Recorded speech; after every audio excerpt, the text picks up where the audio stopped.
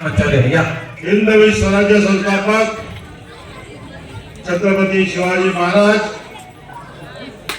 आपल्या सर्वांचे दैवत हिंदू हृदय सम्राट बाळासाहेब ठाकरे आपले सर्वांचे आदर्श धर्मवीर आनंद दिघे साहेब घटनेचे शिल्पकार आणि संविधानाचे शिल्पकार डॉक्टर बाबासाहेब आंबेडकर यांच्या स्मृतींना वंदन करतो।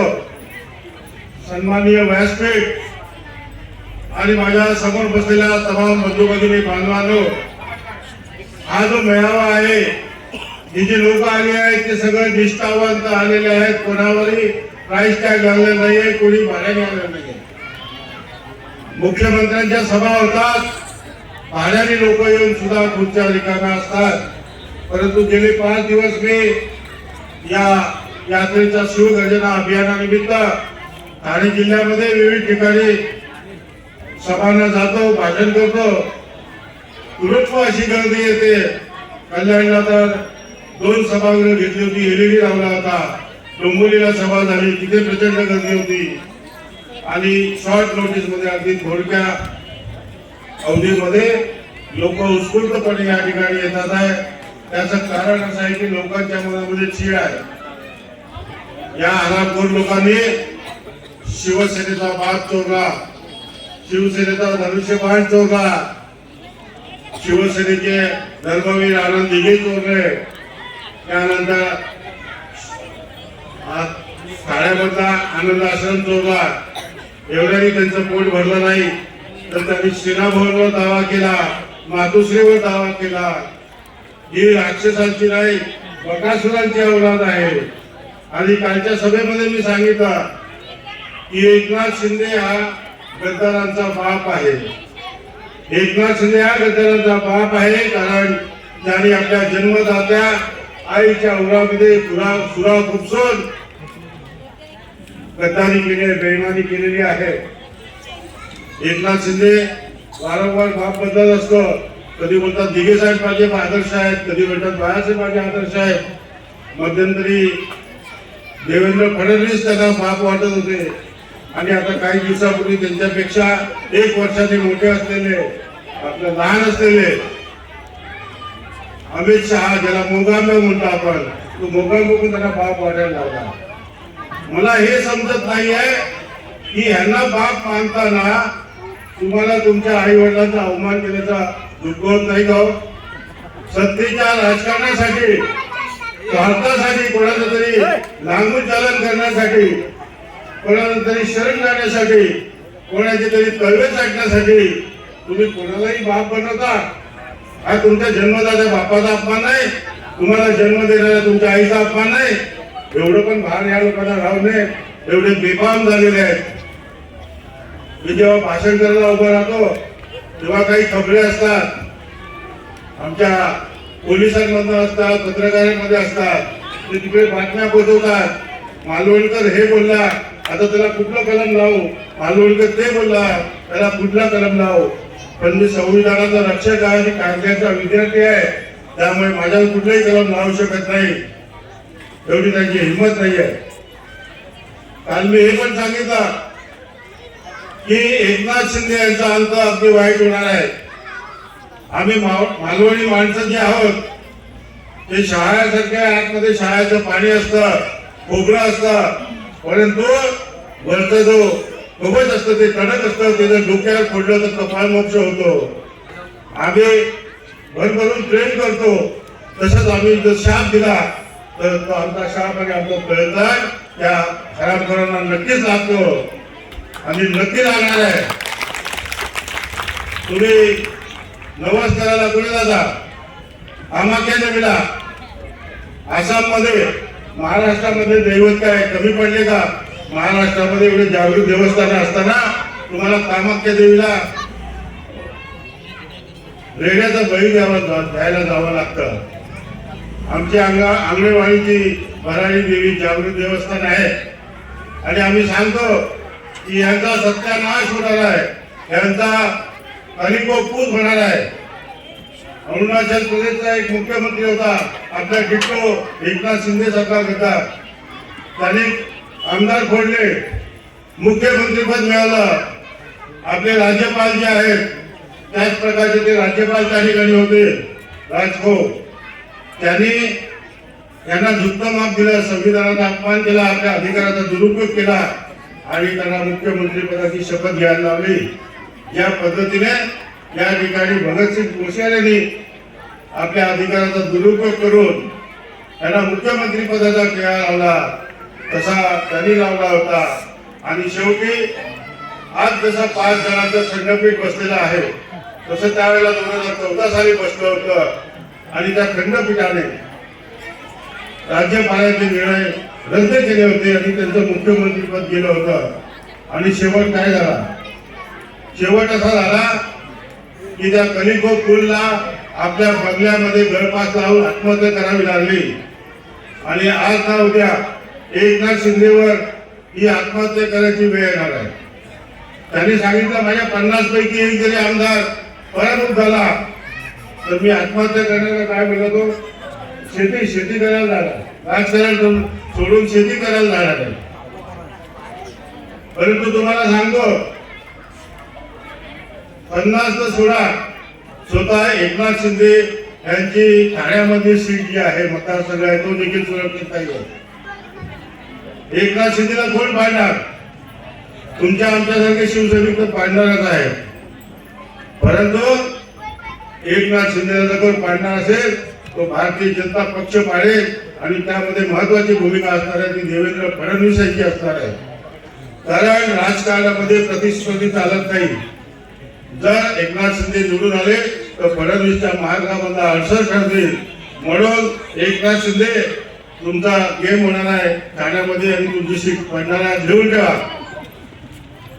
दुसरा खासदार, जे खासदार आहे डॉक्टर आहे, त्यांनी डॉक्टरकी सोडून या ठिकाणी गुणगुणी केली. आमच्या पात्र जे उमेदवार होते त्यांच्यावर वरचढ होऊन त्यांची गळचेपी करून त्यांच्या अधिकाराचं हनन करून खासदारकी मिळवली बापाच्या जीवावर. त्या खासदाराला पण इशारा आहे की त्यांची पण सीट धोक्यात आहे. इतकंच नव्हे तर खासदार डॉक्टर श्रीकांत शिंदे यांची शेवटची निवडणूक असणार आहे.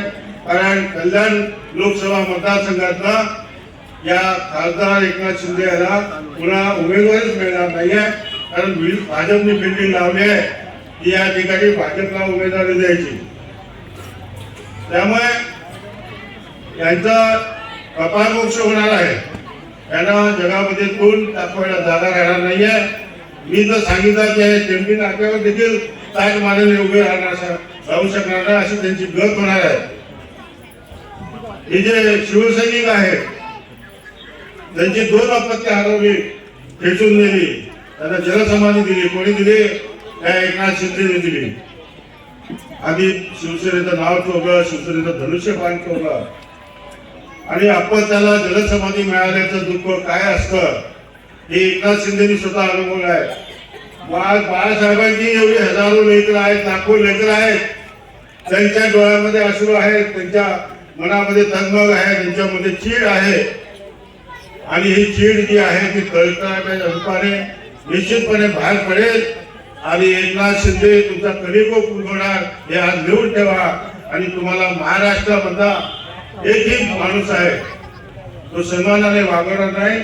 तुम्ही मेल्यानंतर देखील तुमच्या कपाळाचा जो गद्दारीचा खेळ आहे तो पुसला जाणार नाहीये. आम्ही शिवसैनिक आहोत. बाळासाहेबांनी आम्हाला एक अडळपद दिलेलं आहे ते म्हणजे शिवसैनिक. शिवसेनेचे नेते मागे होतात, आमदार मागे होतात, खासदार मागे होतात, नगराध्यक्ष मागे होतात, शहरप्रमुख मागे होतात, जिल्हाप्रमुख मागे होतात. परंतु शिवसैनिक हा आजीव मरेपर्यंत मेल्यानंतर देखील हा फक्त शिवसैनिक राहतो, तो कधी मागे होत नाही. मला अनेक वेळा सांगितलं तुम्ही एवढं काम करता, तुम्ही पद का घेत नाही. मी म्हणतो आज 50 वर्ष मी शिवसैनिक आहे. माझं हे पद कोणी काढून घेऊ शकत नाही. त्यामुळे मला अडळपद जे आहे शिवसैनिक ते पाहिजे. आणि आजची परिस्थिती अशी आहे, आजची परिस्थिती अशी आहे की संघटना मला काय देईल याची अपेक्षा करायची नाही आहे. मला संघटना तिकीट देईल का, मला कुठेतरी पद देईल का, याची अपेक्षा न करता निस्वार्थ भावनेने पक्षासाठी आम्ही काय योगदान करू शकतो या दृष्टीने आपण तळमळीने काम केलं पाहिजे. पत्रकार म्हणून मी माझी लेखणी किती तळपती ठोकली आहे तुम्हाला माहिती आहे. संपूर्ण महाराष्ट्रामध्ये माझे लेख असतात. त्याचं एक पुस्तक मी काढलं आहे, गद्दारांना क्षमा नाही. त्या महाराष्ट्रभर त्याला फार मोठी मागणी आहे. काही पुस्तकं इथे ठेवली आहे, ज्यांना पाहिजे असतील ते घेऊ शकतात. तर या गद्दारांना क्षमा नाही आहे. या दिघे साहेबांनी गद्दारांना क्षमा नाही असं म्हटलं आहे. तो दिघे साहेबांचा तथाकथित पट्ट शिष्य स्वतःला म्हणतो की मी दिघे साहेबांचा शिष्य आहे. हा दिघे साहेबांचा शिष्य नाही, हा दिघे साहेबांचा घातकी आहे. दिघे साहेबांच्या नावावर चित्रपट काढून त्यांनी आपलं शायनिंग करून घेतलेलं आहे. सर्व खोटे प्रसंग या ठिकाणी घुसळलेले आहेत. ते मी विस्तार बाहेर बोलत नाही आहे. परंतु हा शिवसैनिक नाही आहे, हा कोणाचा होऊ शकत नाही आहे. जो इतरांना आपले बाप मानतो तो शिवसेनेचा कसा होईल, आपल्या शिवसैनिकांचा कसा होईल, जनतेचा कसा होईल, मतदारांचा कसा होईल. आणि एकनाथ शिंदे तर बोलणारच आहे, परंतु तो 40 आमदार आणि 12 खासदारांना घेऊन बोलणार आहे हे मात्र लक्षात ठेवा. आज त्यांनी संविधानाचा बचाव दिन आहे म्हणून सांगतो. त्यांनी संविधानाचा खून केलेला आहे, संविधानाची हत्या केलेली आहे, संविधानाची तोडफोड केलेली आहे. हे जे राज्य चाललंय असंवैधानिक राज्य चाललंय. आजपर्यंत एकनाथ शिंदे याला मुख्यमंत्री म्हणून कुठल्याही प्रकारची अधिकृत मान्यता मिळालेली नाही आहे. उपमुख्यमंत्री जे आहे देवेंद्र फडणवीस हे स्वतः बोलले होते की उपमुख्यमंत्री पद हे असंवैधानिक आहे. यांचा अपात्रतेचा प्रश्न प्रलंबित आहे. आणि तुम्हाला जाता जाता एकच सांगतो की कालपासून दिवस पालटलेले आहेत. या गद्दारांचे वाईट दिवस आलेले आहेत. कसबा मधला 30 वर्षाचा जुना मतदारसंघ बीजेपीचा तो आपण मिळवलेला आहे. चिंचवडमध्ये एकाने बंडखोरी केली म्हणून नाही तर तिथेही आपण जिंकलो असतो. अशा प्रकारे त्यानंतर सर्वोच्च न्यायालयाने एक जो निर्णय दिलेला आहे त्याच्यामुळे आपल्या आशा पल्लवित झालेल्या आहेत की त्या राज्य निवडणूक आयोगाने आपलं चिन्ह आणि नाव बदललं. त्या निवडणूक आयोगाला या लोकांनी अमान्य केलेलं आहे. त्यांचा जो निवडणूक आयोगाचा जो अध्यक्ष असतो आणि सदस्य असतात त्यांची नेमणूक ही चुकीच्या पद्धतीने झाली आहे हे सर्वोच्च न्यायालयाने मान्य केलं आहे. आणि त्यामुळे आता निवडणूक आयोगाचं पुनर्गठन होणार आहे. त्यामध्ये मुख्यमंत्री, विरोधी पक्ष नेता, पंतप्रधान आणि सर्वोच्च न्यायालयाचे न्यायाधीश हे सदस्य असतील. त्यामुळे हा एक संकेत आहे की निवडणूक आयोगाने घेतलेले निर्णय हे बाद करतील. राज्यपालांनी जी शपथ घ्यायला लावली ती देखील रद्द होईल आणि एकनाथ शिंदे हा हद्दपार होणार आहे, तडीपार होणार आहे. तो आमच्या बंड्या साहेबीला तडीपार करायला निघाला पण तो स्वतःच तडीपार होणार आहे. तर मित्रांनो, उद्धव साहेबांचे हात बळकट करायची गरज नाही आहे.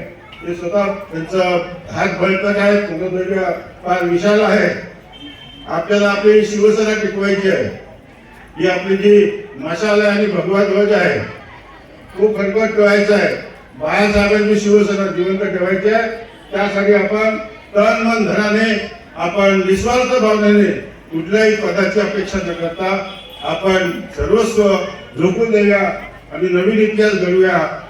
महापालिकेची निवडणूक असो, विधानसभेची असो, लोकसभेची असो, आपल्याला जे चिन्ह मिळेल त्या चिन्हाला विजयी करण्यासाठी आपण प्रयत्न करूया. एवढंच मी बोलतो आणि थांबतो. धन्यवाद. जय हिंद, जय महाराष्ट्र.